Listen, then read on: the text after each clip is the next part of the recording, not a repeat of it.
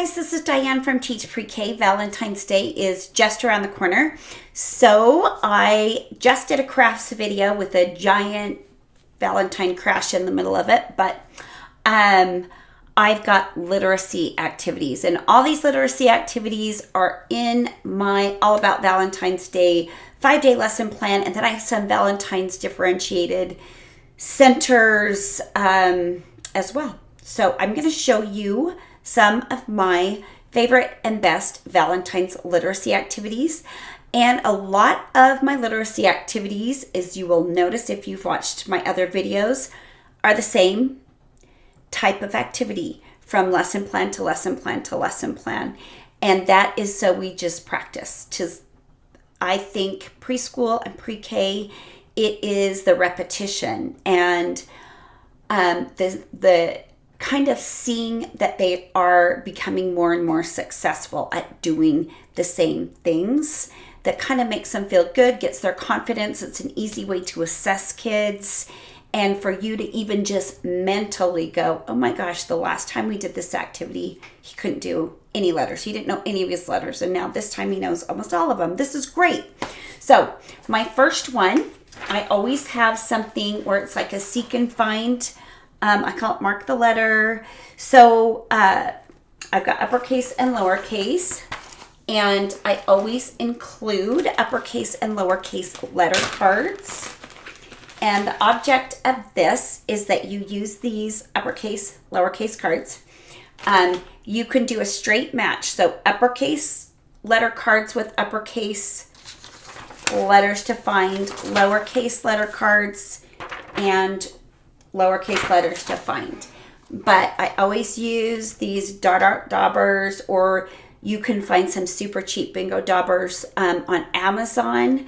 I like these because they don't go all over the page as much as the cheaper ones do, but the cheaper ones are just as good. So the object of these little games is we draw a letter or flip a letter over from a pile in the middle. We do this in small groups. They have their daubers and they go like, okay, that was uppercase A. Where is lowercase a? Lowercase a is right here. They mark that down, and I don't always do every letter. Sometimes I just do the letters in everybody's name, if that's where my class is. Or we do letter of the week. So I keep track of letter of the week. I have an alphabet line that we slowly fill in over the course of the year. Each time we do a letter, when we're done with it, it goes up in the alphabet line, and the kids love watching it. And my pre-K this year is amazing. They're going, okay, this means we have H, O, like they're great. They are starting to know alphabetical order really well. But sometimes I only do the letters that we've gone over during the year so that I feel like the kids can be a little bit more successful. And 26 is a lot of letters, especially at the beginning of the year. Round about Valentine's Day, my pre-K can do the whole alphabet. Preschool, I'll challenge them, but I might not have them do the whole thing. So I really, really, really love those activities, the seek and find. That's why you're going to find one in almost all my lesson plans, because I think the kids like seeking and finding. I mean, who doesn't? But it's a great way to just reinforce those upper and lowercase letters and get them ready for kindergarten. I have another, this is a beginning sounds game. I have these mats with these pictures on this side, like umbrella, volcano, wagon, x-ray, and then I have heart letter cards with, see the letter right in the middle. So what the kids would do is they would find their X and they would put it right there. They'd find their W and they would put it right there. They complete this mat, we move on to the next. So every letter of the alphabet is represented. The letter cards are lowercase, and I've even included blank so you can use a Sharpie and you could write maybe a first name on it or something like that and say like, oh, Vincent, and he would be the same letter as the volcano. So he would know, yeah, volcano, Vincent, or anything you want to do. So that is a great beginning sound activity. My pre-K kids are so into their beginning sounds right now, and they are just pros. Okay, I'm going to show you an activity I made a million years ago. And how I made this was I just laminated pieces of construction paper, and then I cut out hearts, and it is called the Broken Hearts Letter Match. I have this in my lesson plan. It's much better than this. It's much better than this, but I'm not going to reinvent the wheel. So I'm keeping what I've got.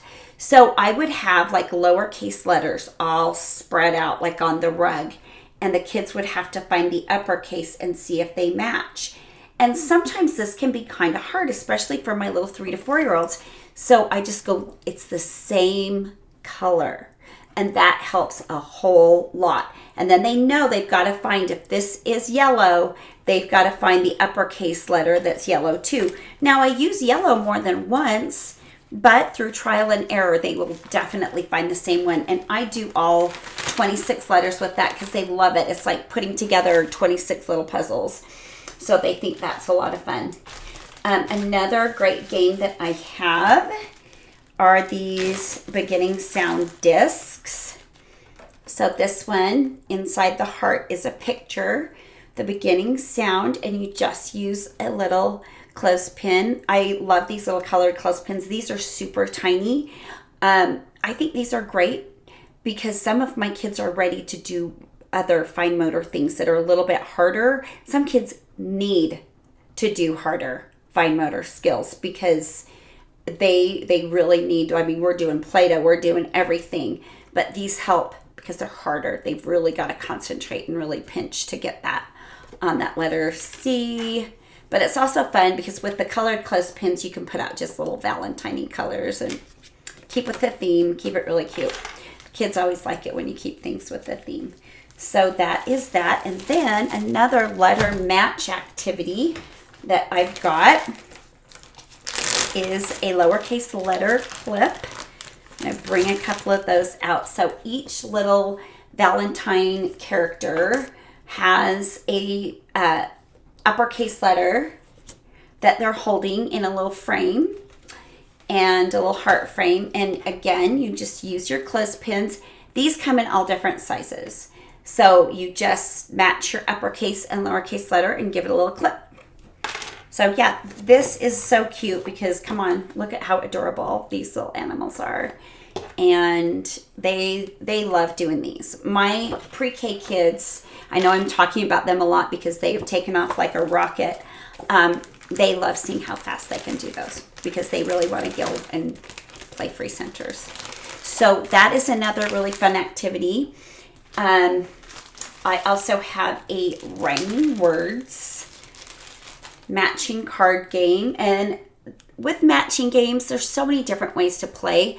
The way I like to play with my kiddos is I would separate this. So wall and ball would be in two different, like separate decks. So one I would lay out in an array. The other one would be our draw pile. So you would draw wall and you would look at the array face up because I don't want to make it like so hard that it's just not fun.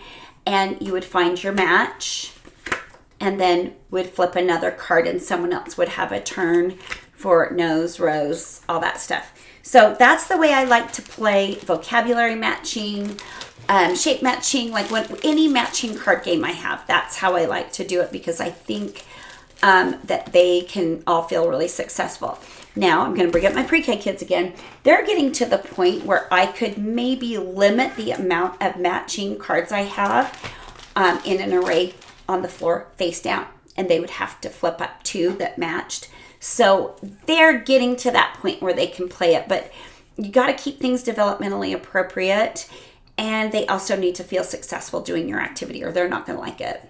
So every one of my lesson plans, I have vocabulary picture cards that, of course, you can use as a matching game. But you can also just use it for so many other little things.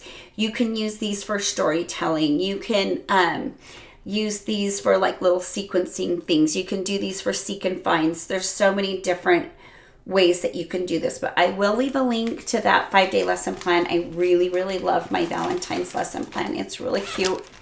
and I think it's super effective too. So with all of my lesson plans, I have posters and pocket chart strips. So Valentine's Day is no exception. So I've got like all of these cupcakes, love, party, friends, making cards, hearts, the upside down. I always have one that's upside down. I don't plan it, I promise. It's just my life. Cupid, cards, etc. So I put those out in a pocket chart tent so the kids see those there. And then I also have posters. So there will be things that match. Friends is the same as the pocket chart strip. So it's just a way to put a bunch of print and colorful pictures out in your room to make like this cohesive Valentine's Day vocabulary rich environment. I also have a Valentine's Treats and Sweets gift shop that has a lot for dramatic play, that has a lot of these same pictures and a lot of these same words. I believe I have a Valentine's Day alphabet too that I can put up on my alphabet wall. I love to change my alphabet wall. I just like to have my entire room. I have a video of my room set up for my construction theme that shows you how I make sure I have a vocabulary rich classroom for every single theme. And you don't have to do what I do. You can find different ways, and you don't have to change out your alphabet wall and change out all this stuff all the time. I've just been doing this for so long that I have some really great systems and routines in place where I can do all this and it doesn't feel like it's taking me forever and a day. But do whatever you can to bring Valentine vocabulary everywhere into your classroom, and it's going to make all your literacy centers work better, and your whole room is going to be a one big giant